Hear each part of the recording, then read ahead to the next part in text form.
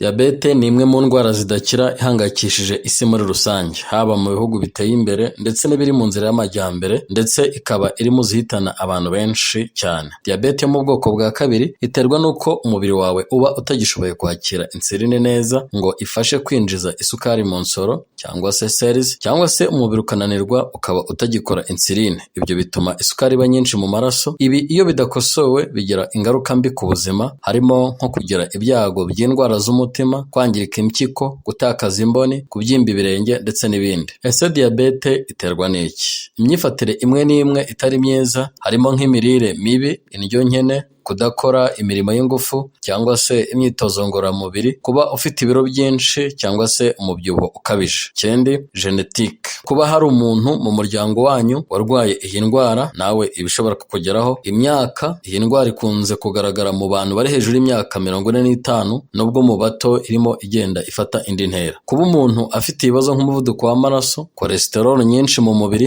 cyangwa se yarigeze kugeraho diyabete atwite. Bimwe mu bimenyetso bya diyabete harimo nko kugira inyota cyane ndetse kwihagarika buri kanya, umunaniro, gutakaza imboni, gutakaza ibiro mu buryo budasobanutse, gutinda gukira kw'ibikomere, gususumira mu biganza cyangwa mu birenge. Gusa hariho ibyiringiro ko ishobora kwirindwa kandi mu buryo busanzwe budasaba ikiguzi, binyuze mu mirimo y'ingufu, udakora imirimo y'ingufu, ugakora imyitozo ngororamubiri, kugira ibiro biri mu rugero cyangwa se bikwiriye, kurya ibiryo by'umwimerere no kwirinda cyangwa se kugabanya ibinyamasukari cyane ibikomoka mu nganda, no kwisuzumisha bihoraho. Ese wari uzi ko umuntu wamaze kwandura diyabete hari ibyiringiro ko iyo sukari yagabanuka kandi ikaba mu rugero? Yego, birashoboka. Reka turebe uburyo butandatu ushobora gukoresha maze isukari yawe ikajya ku murongo. Icya mbere ni indyo iboneye. Niba ubana na diyabete, ukwiye gutangira kwirinda kurya ibyo kurya bifite isukari nyinshi cyangwa se high glycemic index. Ibyo byo kurya twavugamo nk'umugati w'umweru, amakeke, amandazi, amabiswi, amacapati, cyane cyane ibikoze mu ifarini, umuceri w'umweru ari nawo uboneka henshi, kawunga, amakaroni, amafiriti, ibirayi bihase ndetse n'ibijumba nabyo bihase, amashokora, amafanta ndetse n'amaji atari ay'umwimerere bikomoka mu nganda, ndetse n'ibyitwa fast food nka cheese, burgers, inkoko zikaranze ndetse n'ibyitwa pizza. Ahubwo ukwiye guhitamo ibiribwa bifite glycemic index iri nto cyangwa se bifite isukari iri nto, harimo nk'ibinyampeke by'umwimerere, imboga z'icyatsi kibisi, avoka, ubunyobwa cyangwa se soya. Ibiryo bifasha kugabanya isukari binyuze mu gutanga isukari yinjira mu maraso buhoro buhoro. Niba iyo umuntu yabiriye, isukari iva muri ibi byo kurya igenda yinjira mu maraso gake gake. Mu gihe biriya bifite high glycemic index, isukari yabyo yinjira mu maraso vuba vuba. Isahani yawe ikwiye kuba igabanijemo 4 nk'uko bigaragara ku ifoto. 1/2 kibe kigizwe n'imboga ndetse n'imbuto, 1/4 kibe kigizwe n'ibitera imbaraga, noneho ikindi 1/4 kibe kigizwe n'ibyubaka umubiri.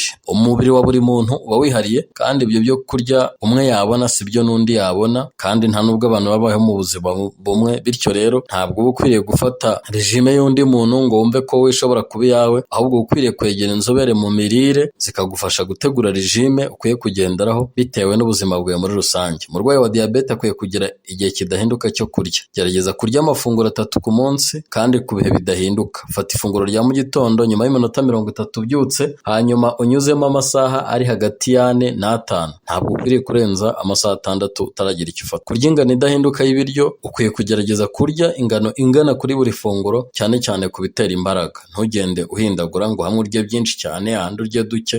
Oya, kandi ukwiye gushyira umwanya hagati y'amafunguro n'andi. Bifasha umubiri wawe kuba wagabanije isukari kugera runaka ku buryo iyo uriye itazamuka cyane. Mu gihe wumvise ushonje hagati y'amafunguro, ushobora gufata nk'akantu koroheje. Ikindi ni ugukora siporo. Imyitozo ngororamubiri ifasha umubiri wawe gukoresha insuline neza, ndetse n'imirimo yoroheje ariko isaba ingufu, ariko nanone ntiwinanize. Gerageza gukora byibura iminota 30 y'imyitozo, nko kugenda n'amaguru, ushobora kunyonga akagare, yoga ko bishoboye, none ugakora byibura iminsi 5 mu cyumweru. Ikindi cy'ingenzi cyane ni ukunywa amazi. Amazi ni ingenzi cyane ku murwayi wa diyabete, cyane ko afasha mu gushyira isukari mu maraso ku rugero rwiza abinyujije mu kuyisohora mu nkari. Rero ibyo bituma isukari itaba nyinshi mu maraso, kuko nanone amazi arinda umwuma nawo kandi ushobora kongera isukari mu maraso. Kunywa amazi ku murwayi wa diyabete bituma amaraso agumana ingano ikwiriye kandi agatembera neza. Ibyo bituma umutima ukora neza kandi ntunanirwe. Si ibyo gusa kandi kuko anatuma impyiko zikora neza. Ibyo Ibyo ni ingenzi cyane kuko diyabete n'ubundi iri mu bintu bishobora gutuma umuntu arwara impyiko mu buryo bworoshye. Ku bantu rero babana na diyabete, abagore baba bagomba kunywa byibura litiro n'igice ku munsi